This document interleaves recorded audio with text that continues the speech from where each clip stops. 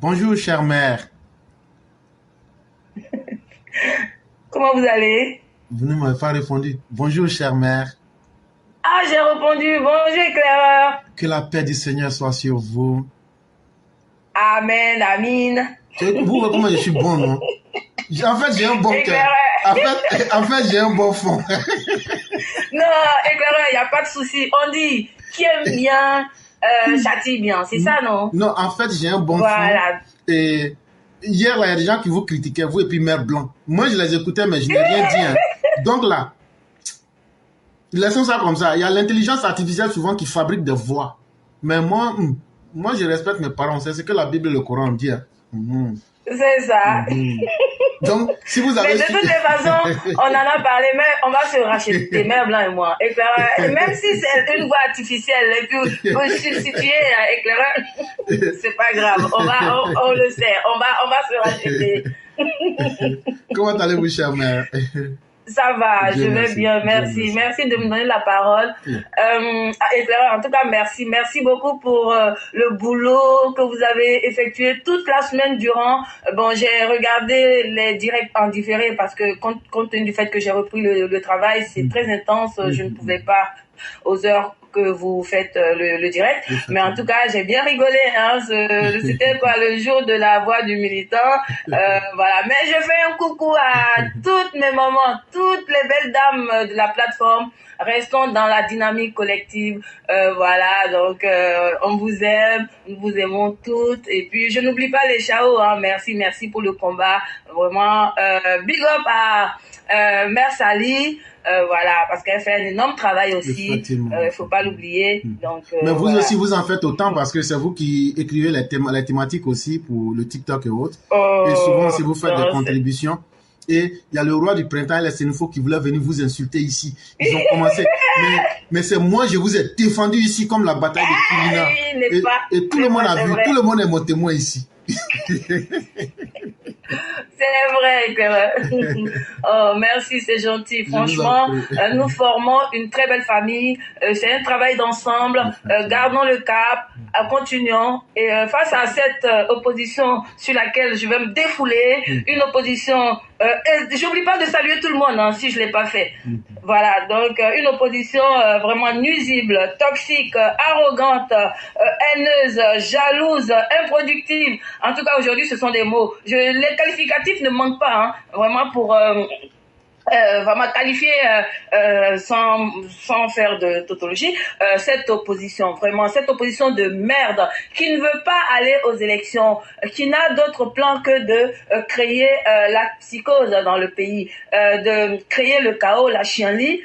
Voilà, parce que au fond, je pense que en 2000, ils veulent reproduire 2020 en fait. Voilà, comme ils ont coupé des arbres pour mettre sur les voies, ils ont tué des gens, donc ils pensent que ils vont faire la même chose. Voilà, donc ils sont dans ce schéma-là. Mais nous, effectivement, c'est ce qu'on appelle la chienlit. Ça veut dire un chien qui dort sur un lit, couper les bois. Voilà, c'est ça. On va pas les laisser faire. On va pas les laisser faire. Ils vont pas nous traumatiser comme ils l'ont fait en 2020. Ce n'est pas possible. Voilà. Si ils n'ont pas de programme à proposer aux Ivoiriens, mais qu'ils le déposent, qu'ils arrêtent, qu'ils quittent le champ politique. C'est pas compliqué. Gbagbo, lui, il est rentré de la CPI. Il dit qu'il a sa petite femme. Aujourd'hui, je suppose qu'elle est devenue la grande femme puisqu'il a épousé. Et donc, moi, je pense que Gbagbo, il devrait prendre sa retraite, se retirer quelque part avec sa grande femme et profiter de ses vieux jours avec sa Nadi Bamba plutôt que de rester encore dans l'arène politique et de nous nuire, alors qu'il sait pertinemment qu'il n'est pas sur les listes électorales. Voilà, privé de ses droits civiques. Donc on ne comprend pas pourquoi il persiste, pourquoi il fait le forcing. Et aujourd'hui, ils sont à réclamer un dialogue politique. Mais non, il n'y aura pas de dialogue politique. C'est bon, nous on avance. On ne veut pas reculer. Ok ? Voilà, donc je ferme la page Gbagbo et puis si j'ai 2 minutes, je vais parler de Blé Goudé là. Blé Goudé qui ose porter plainte au nom du fait que son image est en train d'être ternie parce qu'il a été diffamé. Ah ouais, Blé Goudé, toi tu ne sais pas faire profil bas. Hein. De toute façon, toi quand je te vois en train de encore en train de faire de la politique, ça m'énerve tellement. Parce que je dis, ce monsieur, il ne devrait pas être encore en train de mener des activités politiques. Quand on sait ce qu'il a causé comme tort aux Ivoiriens dans ce pays. Hein? Parce que l'article 125, là, ça te colle aux fesses. OK? Ça te colle à la peau. Donc, tu ne peux pas dire que toi, tu as besoin de polir ton image, au point même d'aller porter plainte. Eh bien, j'espère que cette plainte-là, devant à la police de lutte contre la cybercriminalité, va être classée sans suite. Voilà. Parce que on n'a pas que ça à faire. Toi qui a fait tuer les gens, toi qui as appelé les jeunes à aller se faire enrôler à l'état-major sans formation aucune pour prendre les armes et puis tuer les Ivoiriens, c'est toi qui veux préserver ton image, hein, Blé Goudé, l'imbécile heureux. Franchement, éclaireur, je vais m'arrêter là, mais on y reviendra. Voilà, je dis bonne soirée à tout le monde, bonne suite d'émission. Merci beaucoup. Merci infiniment, cher mère. Merci encore pour cette sortie très efficace. En réalité, la vie d'un homme, c'est le résultat des actions que nous posons.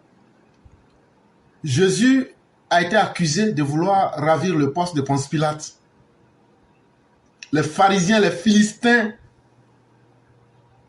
ne se sont pas privés d'aller faire de la délation. Quand je prends le prophète des musulmans, il a été accusé de vouloir jouer un rôle politique et de vouloir être même le roi de la Mecque. Pure affabulation. Mais ils n'ont pas remué ciels et terres pour que leur nom soit lavé. Ils ont laissé le temps jouer son impact. Voyez-vous, dans cette vie, ça je me réfère un peu maintenant à l'école du stoïcisme, tout ce qui est au-delà de vous, laissez le temps les régler. Quand on vous salit et que vous savez que vous n'avez pas posé un acte qui va dans ce sens-là, ne combattez pas. Laissez le temps et la nature vous remettre à votre place. Mais quand on voit des opposants, Laurent Gbagbo qui est en train de laver son nom, Blé Goudé qui est en train de laver son honneur, mais qu'est-ce que vous cachez? Ce que vous voulez cacher là, tous les Ivoiriens connaissent. Et tant que nous serons vivants là, on va toujours rappeler ça. Et on va le dire aux Ivoiriens. Parce que des anti-modèles comme vous, nous n'en voulons plus. Et surtout, vous voir faire de la politique, c'est la plus grosse injustice même qui puisse exister. Et à travers votre présence, la politique ivoirienne devient plus que nauséabonde et dégoûtante. Parce que comme vous ne devrez même plus exister sur la scène politique, normalement vous devrez vous cacher dans un monastère, dans une mosquée ou bien dans une église ou dans un temple pour essayer de négocier votre cas avec le bon Dieu. Mais que non. Vous, aujourd'hui, vous voulez faire un renversement des valeurs pour venir vous faire passer pour des gens qui peuvent parler au nom des Ivoiriens. Mais si Blé Goudé, je vous jure, si Blé Goudé devient Ivoirien, moi j'abandonne la nationalité ivoirienne. Et président, pardon, je voulais dire. Si des comme ça, de n'importe quoi deviennent président, mais moi j'abandonne la nationalité ivoirienne, ça veut dire que c'est la société ivoirienne même qui a décidé de faire un suicide collectif. Et comme moi je n'aime pas, je ne suis pas dans le culte de la mort, mais je me retire et je regarde. Chers Ivoiriens, si vous laissez des Blé Goudé, des Soro Guillaume, des Laurent Gbagbo vous diriger à nouveau, c'est que vous-même là, en tant qu'humain là, vous n'accordez pas d'importance à vos vies et vous ne savez pas le respect que Dieu avait pour vous, mais que vous venez de lever. Soyez un peu sérieux. La politique n'est pas un amusement. Elle est très sérieuse. De la manière les Blé Goudé veulent venir aujourd'hui s'asseoir sur les milliards de la Côte d'Ivoire là. Ils veulent venir s'asseoir, ils ont quelles compétences? C'est pour détruire vos vies et la vie de vos enfants. J'espère que les Ivoiriens comprennent ça très bien. Et donc ils veulent s'amuser avec vos vies. Quand ils étaient au pouvoir, ils vous ont massacré pour peu, pour arriver à leurs objectifs. Ils n'ont rien fait de bon. Vous pensez, ils ont appris quoi? Quand ils ont quitté ils ont appris quoi de neuf? Rien. Ils reviennent encore les mêmes personnes, les mêmes comportements. Mais sachez que ça sera en pire. Ça sera en grandeur nature.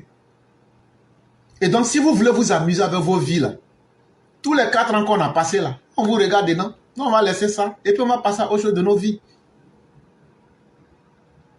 La politique n'est pas un amusement. Parce qu'une seule décision d'un homme politique engage toute la nation.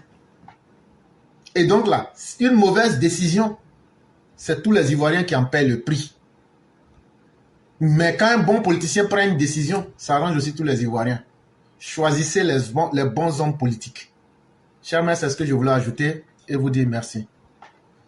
Ok, merci beaucoup, éclaireur. Et donc, vous passez un excellent week-end et bien des choses à toute la famille. Merci beaucoup. Je vous en prie. Merci beaucoup.